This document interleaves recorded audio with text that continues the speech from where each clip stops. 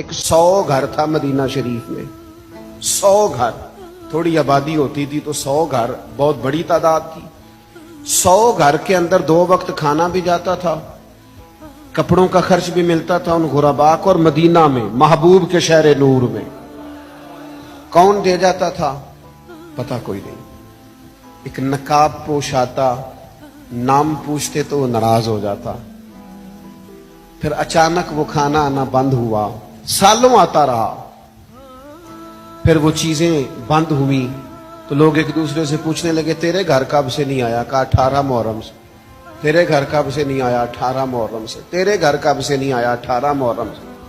وہ جب ایک دوسرے کو تفصیلات بتانے لگے تو پھر غرباء نے مل کے کہا پتہ کرو 18 محرم کو مدینہ شہر سے کون رخصت ہوا ہے؟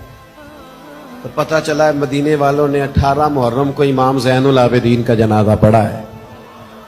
محبوب پاک صلی اللہ علیہ وسلم کی اولاد پاک کے یہ شہزادے 100 گھروں میں کھانا پہنچاتے تھے چہرے پہ نقاب ڈال کے، اس لیے کہ تصویروں کا شوق نہیں، اخبار کی سرخیوں کا ذائقہ نہیں، فیس بک کا پیج چلانے کے شوقین نہیں۔